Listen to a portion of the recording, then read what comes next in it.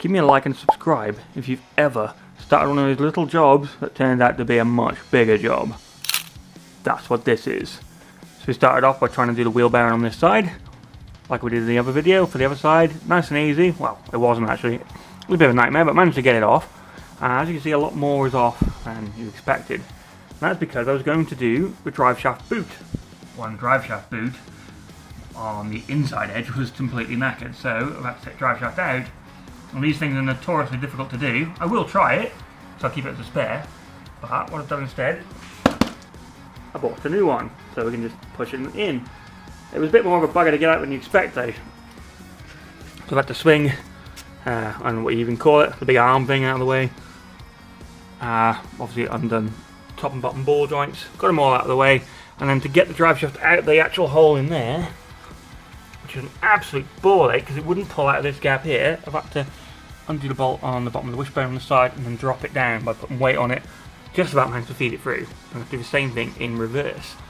Yeah, bugger. And I've still got to change this caliper too, like the other side, and then bleed the brakes. So there's a hell of a lot of stuff to do. This one I'm not going to bother taking off.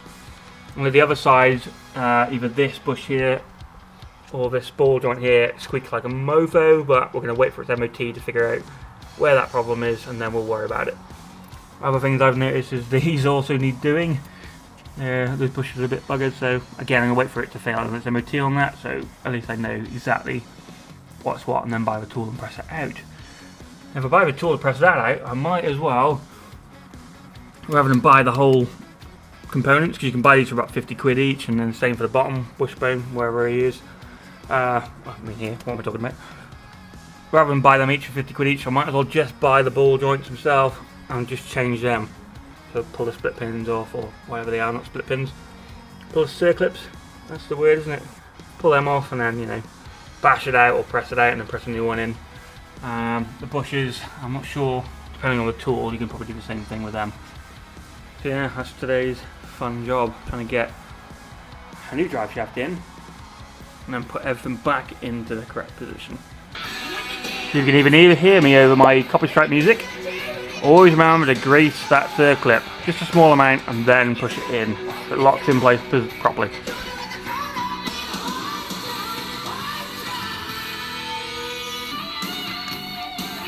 Come on, just push in. There we go. After some much persuasion, just basically take your time with it. Keep pushing it in a little bit, twist it until you feel the teeth kind of engage, and then you just have to kind of, it's not easy, but get your back your palms on these kind of corners and just really go for it. Push it hard, it will go in. It's not very nice. Anyway, first plan, I'm trying to jet this up to get it in place. Not easy, and you can try and put pressure on it, but it barely moves into position.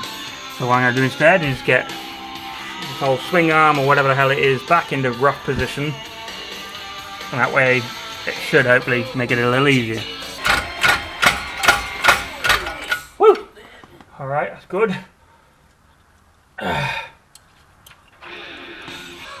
Alright, ball ache city that was. So the only way I managed to get this all back together was by putting the bottom ball joint in, down here, and then same with the top one, but I've got a bit of an issue with this one, it keeps spinning, so I think I've got no choice but to change that. I'll worry about it in a minute though. And then, this bugger, this side of the wishbone was an absolute nightmare. What I've had to do is use a piece of the mini, trusty, from the rear radial arms, or whatever you call them, jam it in there and then push it that way to get it to lock into place, whilst I then fed that bolt through right there. The only problem is, these things are alignment, or have alignment little shims in there, as you can just about see it there, and I have no way if I got that in the right position. But I've just whammed it in for now, and we can worry about alignment later, right? But yeah, it's in. So I'm going to try and jack them up underneath, and then hopefully that'll put enough pressure upwards where I can tighten that and it won't spin so much. If not, I'm going to try and get some pliers in there until it bites enough and just wham on it. But yeah, that's going to need replacing for sure. Balls. Here is living proof why patience pays off. Keep jacking it and then put pressure downwards, and look, he's locking in place, baby. Oh yeah! But everything's now in place. Win.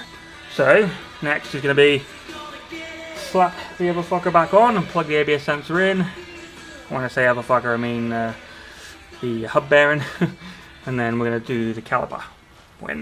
Whatever. These gloves. Look, try to keep my hands clean. Look at it. This happens to every mechanic ever. Seriously.